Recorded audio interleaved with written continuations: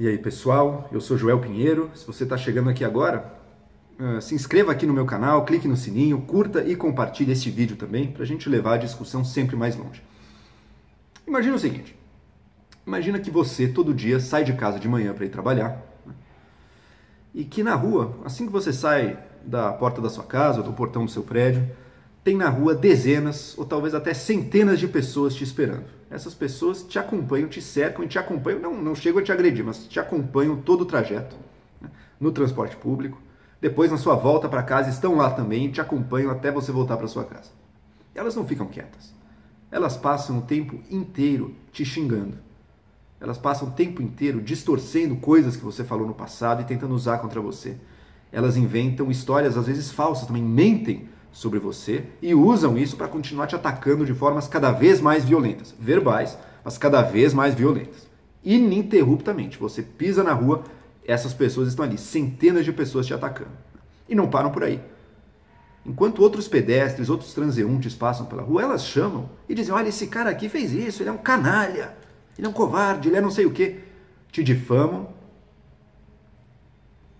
inventam e te caluniam para pessoas que estão passando e chamam elas para entrar também no jogo, para entrar também no jogo de te atacar. Então alguns transeuntes passam, alguns olham, xingam também, alguns passam reto, outros decidem ficar ali também porque eles não têm nada melhor para fazer, então eles vão entrar no coro dos que estão te xingando sem parar, né? E que estão também te atacando de várias maneiras, estão inventando histórias a seu respeito, estão repassando essas histórias, né? E não param por aí.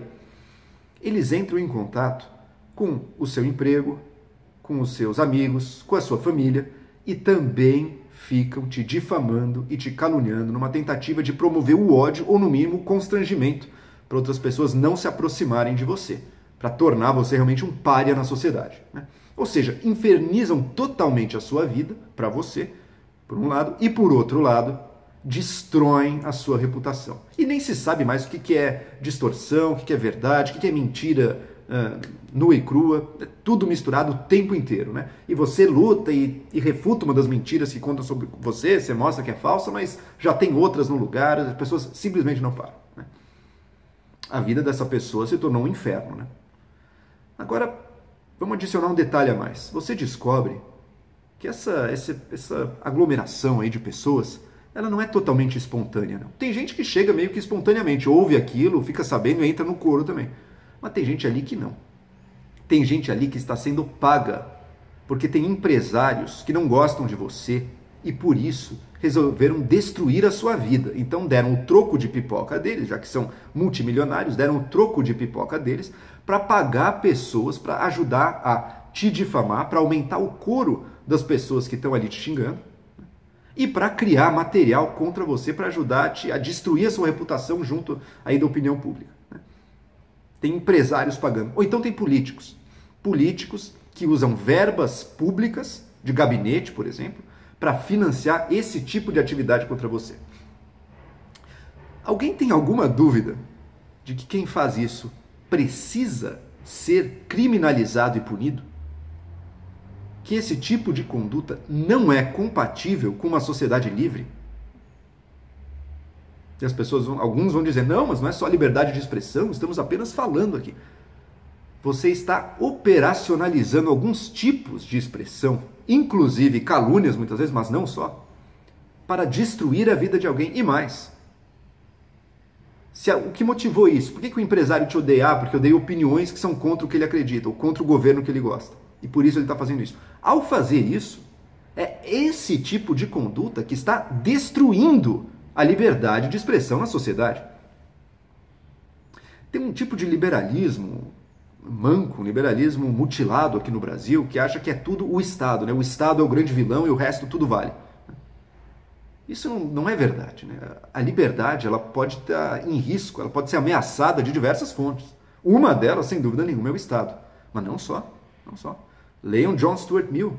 A opinião pública também, quando ela se torna opressiva e passa a ser misturada com mentiras e calúnias o tempo inteiro, dessa maneira, quando ela passa a ser hostil, quando ela passa a atacar uma pessoa, ela é tão ameaçadora da liberdade individual quanto o Estado em si. E se tem pessoas financiando isso, essas pessoas estão destruindo a liberdade de expressão dentro do país, dentro da sociedade. É exatamente esse tipo de conduta que a CPMI das fake news aí, na verdade a CPMI não, né? O inquérito das fake news do Supremo está descobrindo, está desbravando. O que é o tal do gabinete do ódio, se não exatamente isso que eu descrevi? Né? Com uma diferença. Não se dá na rua, no espaço público físico. Se dá nas redes sociais. O espaço público virtual, que se torna cada vez mais central no debate público no Brasil. E uma parte importante da vida e da reputação das pessoas depende da vivência delas dentro desse espaço virtual que são as redes sociais. É isso que a gente está vendo. Possivelmente, vamos descobrir se é isso mesmo. Empresários e políticos financiando a destruição de reputação e os ataques constantes visando infernizar, acabar com a vida de alguém e destruir como ela é vista pelos outros. O Alexandre de Moraes tem toda a razão de ver nisso algo perigosíssimo. Um tipo de conduta criminosa que uma sociedade livre não pode tolerar. Por isso, inclusive, eu acho importante frisar esse ponto. O nome do inquérito é das fake news, né? A gente muitas vezes olha só para o lado das fake news. Tem que combater as fake news. Vejam, a fake news, a mentira pura e simples, a notícia falsa, ela é uma das ferramentas utilizadas para isso. Não é a única. Muitas vezes é só uma distorção de algo que era real. Muitas vezes é pegar uma coisa altamente selecionada. Muitas vezes é só xingar e só mostra de hostilidade que nem estão afirmando algo sobre a pessoa. Né? Mas todos estão no mesmo pacote. O pacote de ações e de publicações, como são redes sociais, tudo se dá por meio de publicações, né? Publicações polarizantes.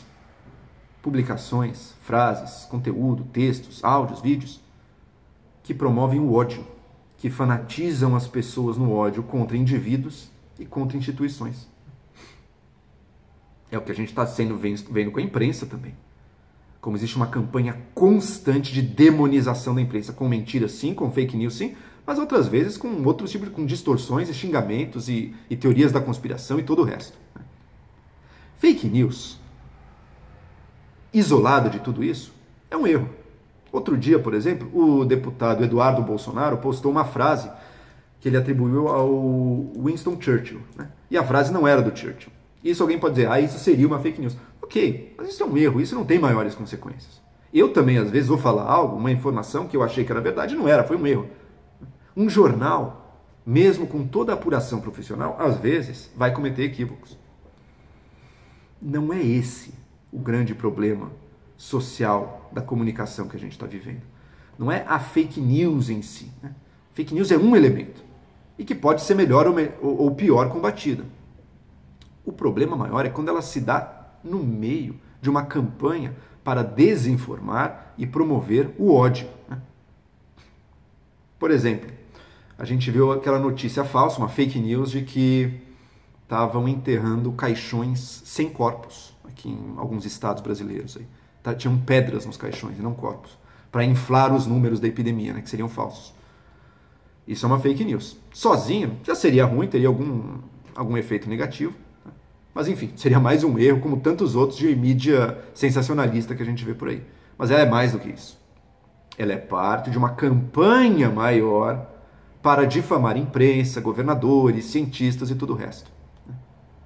Campanha que inclui coisas que não são fake news no preto e branco, sabe? Isso é a fake news assim, no preto e branco. Claramente uma invenção, uma falsidade que foi criada aí por alguém em grupo de WhatsApp. Outros casos, às vezes não, às vezes é só xingar de safado, às vezes é só alegar sem fazer nenhuma informação muito concreta de que alguém está sendo desonesto. E daí sim, nessa estrutura, ela se torna uma das muitas armas utilizadas, e todas são igualmente perigosas e desonestas. A mentira direta é até mais fácil de desarmar do que a distorção, ou do que a acusação vaga, que não tem um ponto concreto.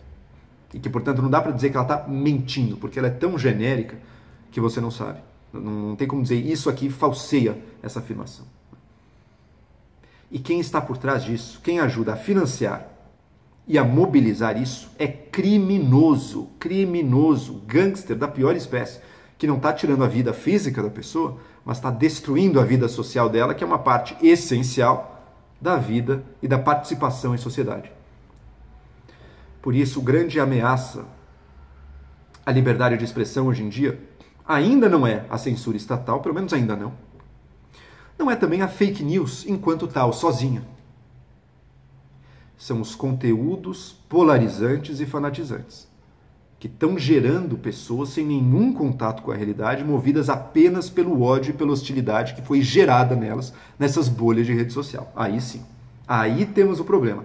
E é isso que o inquérito das fake news, que na verdade é o inquérito das milícias digitais, aí sim, e de uma milícia digital chamada Gabinete do Ódio, aí sim, aí está o problema. Existe um fenômeno coletivo que a gente não sabe como lidar ainda das redes sociais, tá? Mas quem está tentando transformar essas tendências, a polarização das redes sociais em arma, gastando dinheiro, ou usando o seu capital de fama e de popularidade para isso, essas pessoas são criminosos. Precisam ser investigados e, se cometeram mesmo, punidos. Essa é a real ameaça à liberdade de expressão. As turbas online, uma ameaça mais geral, e, mais específico, as milícias digitais, que podem ser bolsonaristas, mas não precisam ser. Hoje mesmo a gente viu um louco que entrou na Rede Globo com um facão, gritando Globo lixo, né? Manteve uma jornalista refém. Um caso desses envolve também doença mental, certamente. Mas não é à toa que esse discurso Globo lixo estava na boca desse sujeito. E se a gente não quiser aumentar os níveis de transtorno, ou fazer com que cada vez mais pessoas transtornadas extravasem contra alvos selecionados, que são os alvos de milícias digitais e de ataques de turbas virtuais, a gente tem que encontrar maneiras de coibir essa perigosa ameaça à liberdade de expressão. É isso aí.